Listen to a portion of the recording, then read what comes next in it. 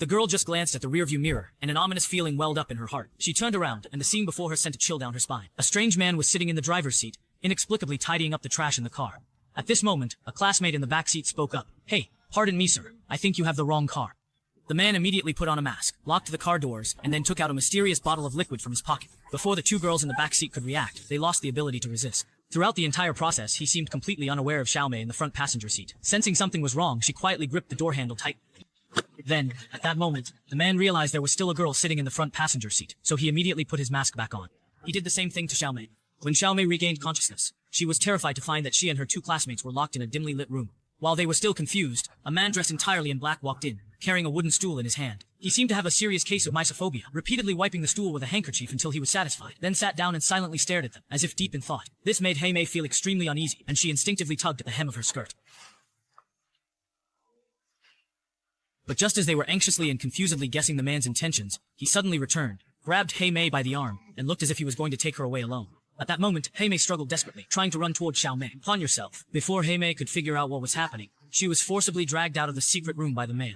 But to Xiaomei and the other's surprise, after just a minute, the man returned Heimei as if he had stepped in dog poop, his expression full of disgust. Looking closely, they realized that Heimei had wet herself following Xiaomei's suggestion, and unexpectedly, it worked perfectly, successfully driving the man away. Just as they thought they had discovered the man's weakness and were preparing to take action, they heard someone whispering outside. Peeking through the gap, they saw a woman talking to the kidnapper. They immediately called out to her for help, but when she opened the door and came in, they were shocked to discover that this woman was actually the kidnapper in disguise. She claimed her name was Charlotte, saying that she and Dennis were two separate personalities, and assured them that she had reached an agreement with Dennis and would not harm them anymore. It was obvious that the kidnapper was suffering from dissociative identity disorder. The girls really had no idea what to do next, so they simply decided to get some sleep. When they woke up again, Xiaomei was surprised to find that the kidnapper had changed into children's clothes and was sitting by the door, chattering away like a child. She immediately realized that this was probably the third personality the kidnapper was displaying. She hurriedly called out to him, and through their conversation, learned that this personality called himself Hedda and was only 9 years old. Seeing how the little boy didn't seem very bright, Xiaomei suddenly had an idea as wanted to sow discord between him and Dennis. However, despite her efforts to persuade the boy to help them escape, he firmly refused to cooperate because he was afraid of Dennis. Even so, Xiaomei did not come away empty-handed.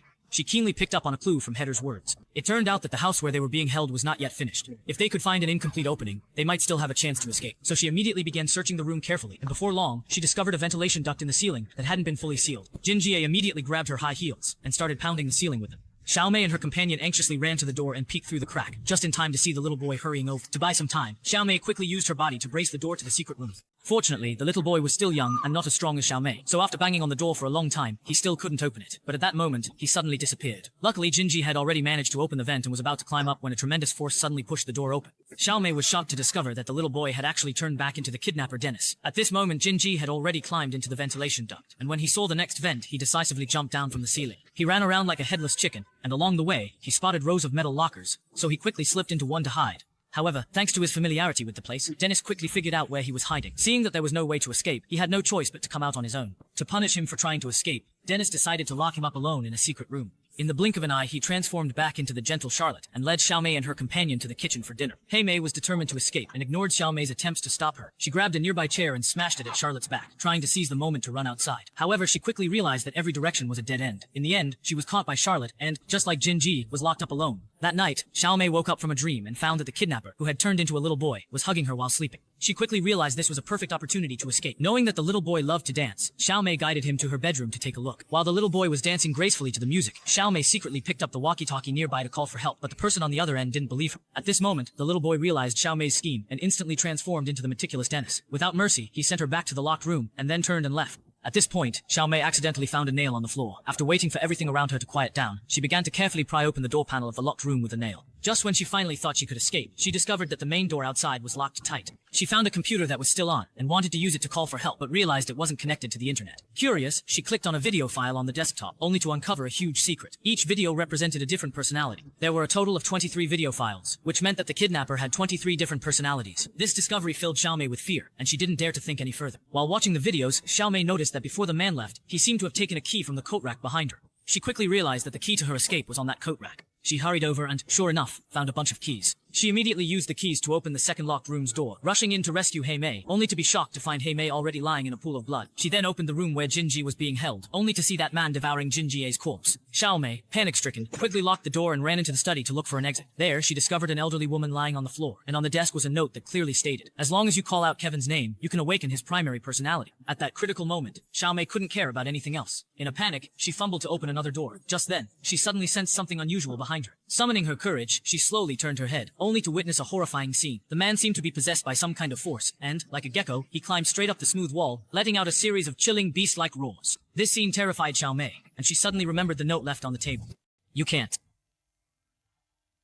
When Xiao Mei shouted the man's full name, the man's primary personality, Kevin, finally awakened. Kevin had no idea what was happening in front of him, but when he learned that his other personalities had killed many innocent people, he decided to ask Xiao Mei to help him end his life. Just as Xiao Mei went to get the gun according to Kevin's instructions, the other personalities appeared one after another, desperately trying to stop her from shooting him. Seeing this, Xiao Mei quickly turned around, took the gun Kevin had mentioned from the cabinet, and in a panic, ran out of the study. She dashed down the dimly lit hallway to the end, only to find herself trapped in a dead end. She looked back and saw that the beast-like personality had regained control, and was now racing along the wall toward her, destroying the lights along the way. Xiao Mei immediately hid inside a nearby iron cage, closed the door, raised the gun, and quietly waited for the man to approach.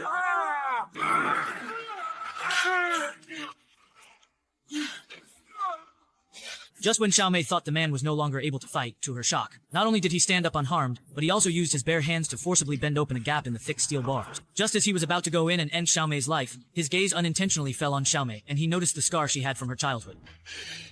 You are different from the rest.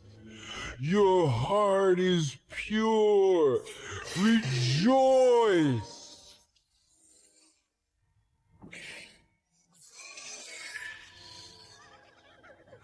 The broken are the more evolved. After that, the man turned and left without looking back, and because Xiao Mei had been hurt as a child, she was ultimately seen as one of his own kind and survived. Throughout the entire story, the shadow of childhood is not just a background setting, it profoundly shapes the character's psychological development and the course of their destinies. Although Xiao Mei and the kidnapper's experiences differ in detail, both reflect the lasting impact that childhood abuse can have on a person's soul, and the kidnapper's multiple personalities can be seen as an extreme consequence of his childhood experiences. The emergence of each personality is his way of escaping and protecting himself when faced with different experiences and psychological traumas. The conflicts and shifts between these personalities not only reveal his inner turmoil and vulnerability, but also reflect the profound impact of childhood trauma on an individual's psychological development. The environments we face begin with the family, then the school, and finally society. Both protagonists' childhood nightmares stem from their families, though of course, every stage is extremely important. Personally, I believe that the care from parents and the love from family members are the most important. With a family, you have a strong support system. Whether facing bullying at school or hardships in society, the family is not only your support, but also your strongest anchor, keeping you from getting hurt and allowing you to be your happy self.